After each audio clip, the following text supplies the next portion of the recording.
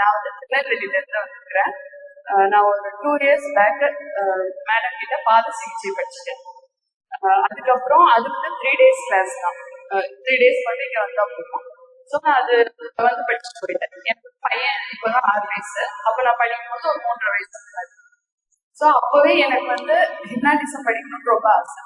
ஆனா அவனை அப்போ ஆன்லைன் கிளாஸஸ் கிடையாது, டைரக்ட் கிளாஸஸ் மட்டும்தான். ஸோ அப்போ டைரக்டா 8 நாளும் அவன் கிட்ட வரணும் எனக்கு ரொம்ப கஷ்டமா இருந்தது. அப்பவே ஆனா நான் மேம் கிட்ட கேட்டேன், மேம் இதை வேற ஏதாவது ஆன்லைன்ல பண்ற மாதிரியோ இல்லைன்னா மொத்தமா ஒரே டைம் வந்துக்கிற மாதிரியோ ஏதாவது ஆப்ஷன் இருக்கான்னு. இல்ல ரஜி, அது வந்து பிராக்டிஸ் இருக்கும், ஸோ அப்போ அது முடியாதுங்கிற மாதிரி இருந்தது. ஆனா நான் அது எப்பவுமே யோசிச்சுட்டே இருந்தேன். அப்ப ஹிப்னாட்டிசம் தெரியலனா கூட இந்த ஒண்ணு மட்டும் நான் பாசிட்டிவா நினைச்சேன், மற்றதெல்லாம் லைஃப்ல உள்ளது வேற. அப்போ சொல்றேன், இது மட்டும் நான் எப்படியாவது படிச்சிடணும், ஏதாவது ஒரு வழியில அதுக்கான வாய்ப்பு கிடைக்கும் நான் யோசிச்சுட்டே இருந்தேன். கரெக்டா இப்போ இந்த வருஷத்துல பிப்ரவரி மந்த்ல ஆன்லைன் கிளாஸஸ் ஸ்டார்ட் பண்ணாங்க. அது முதல்ல பேட்ச் ஸ்டார்ட் பண்ணிருப்பாங்க போல, எனக்கு அப்போ தெரியாது. பிப்ரவரியில ஆன்லைன் கிளாஸஸ் ஸ்டார்ட் பண்ணும் போது நான் அதுல ஜாயின் பண்ணிட்டேன். ஆனா அதுக்கு முன்னாடி நான் பாத சிகிச்சை வந்து 1 year பண்ணிருக்கேன். இப்போ இந்த மந்தோட 2 years கம்ப்ளீட் ஆகுது. ஸோ இதுல வந்து நான் ஒரு 500 members நான் ட்ரீட் பண்ணிருப்பேன் பாத சிகிச்சையில. நிறைய பேர் அதுல வந்து சரியா இருக்காங்க. பட் என்னன்னா ஒரே ஒரு சில பேர் வந்து சுகர் இருக்கு, ப்ரெஷர் இருக்கு, இது சரி பண்ண முடியுமா கேட்கும்போது எனக்கு ஒரு பயம் இருக்கும். எப்படி நம்ம அதாவது அவங்ககிட்ட சொல்லி சரியாக ஆயிருக்கும், இது பெரிய வியாதி தான், இது எப்படி சரி பண்ண முடியுமா, அந்த மாதிரி கொஞ்சம் ஒரு பயம் இருந்துட்டே இருக்கும்.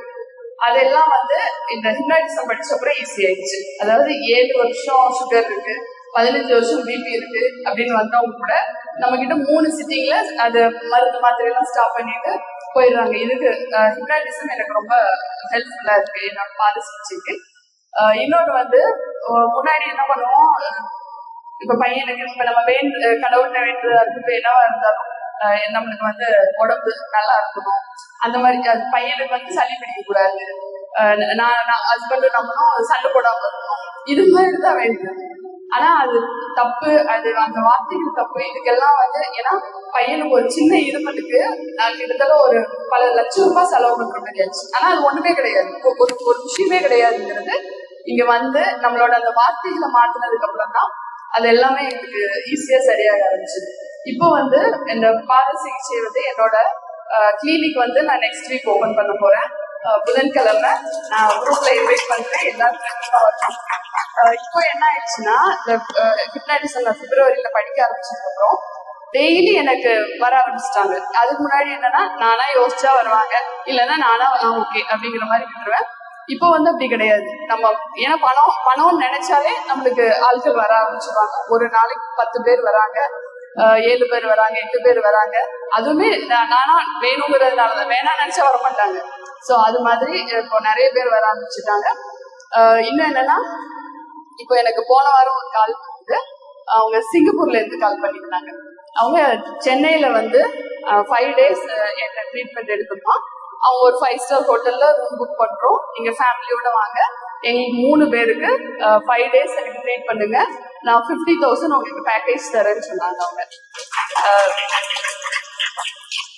பட் நான் அதுக்கு முன்னாடி என்னோட கிளினிக் வந்து நான் நெக்ஸ்ட் வீக் ஓபன் இந்த வீக்ல ஓபன் பண்ணுறதுன்னா அவங்க இந்த வீக் சொன்னதுனால நான் ஒரு 20 daysக்கு அப்புறம் நான் பண்ணிக்கிறேன்னு அவங்களுக்கு சொல்லியிருக்கிறேன்.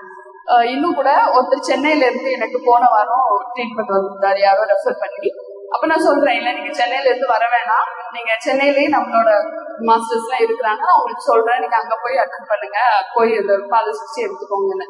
இல்ல மேம் நான் இங்கதான் வருவேன், ஏன்னா நான் வந்து திருவண்ணாமலையோட பக்தர், அதனால திருவண்ணாமலையும் தீல ஸ்டார்ட் ஆகுது, திருநெல்வேலியும் தீல ஸ்டார்ட் ஆகுது, அதனால நான் உங்ககிட்டதான் வருவேன்னு சொல்லி திருநெல்வேலிக்கு வந்துட்டு அன்னைக்கு ஒரு தடவை காலையில ட்ரீட்மெண்ட் எடுத்துட்டு ஈவினிங் கிளம்புறதா இருந்தது. அப்போ மார்னிங் சொன்னாரு, நான் வீட்டுக்கு நைட்டு கிளம்புறதுக்குள்ள இன்னொரு டைம் கூட நான் எடுத்துக்கிறேன் அப்படின்னு சொன்னாரு. ஓகே அப்படின்னு சொல்லி, ஆனா எனக்கு ஃபர்ஸ்ட் டைம் நான் 2 தடவை கொடுக்குறது இதுதான் மட்டும் ஃபர்ஸ்ட் டைம். ஓகே கொடுக்கலாமா, ஏன்னா பரவாயில்ல முன்னாடி சொல்லிருக்கு, ஏன்னா அதை பாத்துக்கலாம், ஓகே தைரியமா ஓகே வாங்க அப்படின்னு சொல்லிட்டேன். அப்புறம் ஈவினிங் ஒரு 6:30 அது மாதிரி வந்துட்டு நைட் அவங்க பஸ். ஸோ ஈவினிங் வந்து இன்னொரு சிட்டிங் எடுக்கும் போது சொன்னாங்க, மேம் காலையில் அவங்களுக்கு வந்து கிட்னில கிரியாட்டின் லெவல் ஜாஸ்தி, இது மட்டும்தான் அவங்க என்கிட்ட சொன்னது, கிரியாட்டின் லெவல் ஜாஸ்தியா இருக்கு, பட் நான் ஒரு ட்ரீட்மெண்ட்டும் எடுத்தது இல்லை, இந்த மாதிரி ஏதாவது பண்ணி சரி பண்ணணும்னு யோசிச்சுட்டே இருந்தோம்னு சொல்லி அவங்க பிப்ரவரியில அவங்க ரிப்போர்ட் எடுத்திருக்காங்க. அந்த ரிப்போர்ட் நான் குரூப்ல சென்ட் பண்றேன். நேற்று தான் எனக்கு அனுப்பியிருந்தாங்க. பிப்ரவரியில எடுத்திருக்காங்க. 3.07 அவங்களுக்கு கிரியேட்டின் லெவல். அப்புறம் இப்ப நம்ம கிட்ட வந்து ஒரு நாள் எடுத்தாங்க. எடுத்துட்டு ரூம்ல போய் கொஞ்ச நேரம் இருந்துட்டு நைட் அவங்க கிளம்பணும். சோ அவங்க நைட்டுக்குள்ள அவங்களுக்கு அந்த யூரின் போறதுல கொஞ்சம் டிஃபரன்ஸ் இருக்கு. உடனே திரும்ப நைட்டு வரும்போது மேம் நல்லா ரிசல்ட் இருக்கிற மாதிரி இருக்கு, அதனால நம்ம 3 days இங்க ஸ்டே பண்ணி நாங்க எடுத்துக்கிறோம் அப்படின்னு சொன்னாங்க. ஓகே அப்படின்னு சொல்லிட்டு அப்புறம் 3 days 2 times 2 தடவை காலையில ஈவினிங் வந்து 3 நாள் எடுத்துக்கிட்டாங்க. அப்புறம் 3ஆவது நாள் சண்டே அவங்க டிக்கெட் போட்டிருந்தாங்க. திரும்ப 3ஆவது நாள் வரும்போது இல்ல மேம் நாங்க போல, இன்னொரு 3 நாள் நாங்க இருந்து எடுத்துக்கிறோம் அப்படின்னு சொல்லிட்டு 6 days எடுத்துக்கிட்டாங்க. 6 days-ம் காலையில ஒரு தடவை ஈவினிங் ஒரு தடவை ஃபுல்லா 6 times 2 times எடுத்துக்கிட்டாங்க டெய்லி. 6 நாள்ல கிட்டத்தட்ட 10-11 தடவை கிட்ட எடுத்துக்கிட்டாங்க. எடுத்துட்டு ஊருக்கு போயிட்டு எனக்கு ரிசல்ட் எடுத்து அனுப்பியிருக்காங்க. 2.04 கம்மியாயிருக்கு. 3.07 இருக்கு. ஏன்னா கிரியேட்டின் லெவல் ஜாஸ்தியாக ஆரம்பிச்சிச்சுன்னா என்ன ஆகும் நிறைய பேருக்கு தெரிஞ்சிருக்கும்.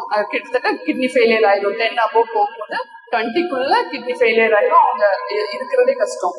பட் இது இவ்வளோ சீக்கிரத்துல ஒரு 10 ட்ரீட்மெண்ட்ல ரிவர்ஸ் ஆனது வந்து ரொம்ப ஆச்சரியமா இருந்தது. இதுவே எனக்கு முன்னாடி நான் பாத சிகிச்சை பண்ணிட்டு போது வந்தாங்கன்னா அவங்க ரிப்போர்ட்டை பார்த்துட்டு வேணாம் என்னால முடியாது, கொஞ்சம் ரிஸ்க் தான், நீங்க வேற ஏதாவது போய் பாருங்கன்னு சொல்லிடுவாங்க. பட் இப்போ அந்த ஹிப்னாட்டிசம் படிச்சதுக்கு அப்புறம் நம்மளுக்கு அவ்வளோ ஒரு தைரியம், பரவாயில்ல என்ன வேணா பண்ணிக்கலாம் அப்படிங்கிற ஒரு தைரியம். ஒரு சாக்லேட் வேணும்னா கூட நமக்கு கிடைக்கும். அந்த மாதிரி நான் ஒரு ஹோட்டலுக்கு போன வாரம் போறோம். நான் வெளியே போகும்போது எனக்கு சின்ன சின்ன விஷயங்கள் தான். பட் நம்மளுக்கு இந்த சின்ன சின்ன விஷயங்கள் மாதிரி நம்மளோட எல்லா பெரிய விஷயங்களும் ஈஸியா நடக்கும். நான் உள்ள போகும்போதே எனக்கு கொஞ்சம் பிரியாணிலாம் ரொம்ப பிடிக்கும். ஸோ உள்ள போகும்போதே இன்னைக்கு பிரியாணி தான் சாப்பிடணும், அதுவும் ரொம்ப பசி, அதனால சிக்கன் 65 பிளஸ் ஆம்லேட்டோட சாப்பிடணும். நான் உள்ள போகும்போது ஃபிக்ஸ் பண்ணிட்டு தான் போறேன். அதே மாதிரி உள்ள எல்லாம் ஆர்டர் பண்ணணும், ஃபிக்ஸ் பண்ணிட்டு உள்ள போறோம். உள்ள போய் உட்கார்ந்த உடனே என் ஹஸ்பண்ட் வெஜ், அவங்க நான் நான்வெஜ். ஸோ அவங்க நீ ஃபர்ஸ்ட் சாப்பிட்டு, நீ தான் பசிக்குன்னு சொன்னா நீ சாப்பிட்டு அதுக்கப்புறம் நான் பாத்துக்கிறேன், நான் வெஜ் ஹோட்டல்ல போய் சாப்பிட்டுக்கலாம்னு சொல்லிட்டாங்க. உள்ள போயாச்சு. உள்ள போனோடனே பிரியாணி இருக்கு மேடம் சொல்றாங்க. எடுத்துட்டு வந்து வைக்கும் போது சொல்றாரு, மேம் பிரியாணியில உள்ள பீஸ் இல்ல, ஸோ உங்களுக்கு வந்து சிக்கன் 65 நாங்க தனியா பொரிச்சு கொடுத்துறோம் அப்படின்னு சொல்லி அவங்களே ஃப்ரீயா கொடுத்துட்டாங்க. அப்புறம் சொன்னாரு இதுக்கு எக்கும் வைப்போம், எக்கும் இன்னைக்கு தீர்ந்துச்சு, அதனால உங்களுக்கு ஒரு ஆம்லேட் நாங்க போட்டு கொடுத்துறோம் அப்படின்னு சொன்னாங்க. நம்ம ஃபிக்ஸ் பண்ணது எல்லாம் உள்ள போன உடனே இதெல்லாம் ஒரு சின்ன சின்ன விஷயமா இருக்கும்.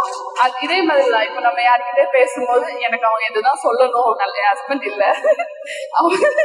அவங்க நான் என்ன சொல்ல நினைக்கிறேன் அதுதான் சொல்லுவாங்க. நான் என்ன பண்ணணும் அவங்களுக்கு நான் நினைக்கிறேனோ அதுதான் அவங்க பண்ணுவாங்க. பையனும் அப்படிதான். நம்ம என்ன நினைக்கிறோமோ நம்ம அவங்ககிட்ட சொல்லணும்லாம் அவசியமே கிடையாது. என் பேச்சுதான் கேட்கணும் அதெல்லாம் கிடையாது.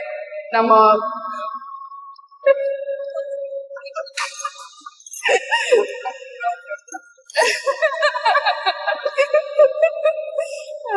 அது அப்போ நான் இப்போ அப்படி கிடையாது. படிச்சதுக்கு அப்புறம் தான் ஃபர்ஸ்ட் கிளினிக் பார்க்கும்போது கூட ஃபர்ஸ்ட் ஒரு 2 கடை பாக்குறோம். எனக்கு போன உடனே அது எனக்கு எதுவும் சாட்டிஸ்பாக்சனா இல்லை, கொஞ்சம் அந்த இதெல்லாம் கொஞ்சம் ஒரு மாதிரி இருந்த மாதிரி இருந்தது.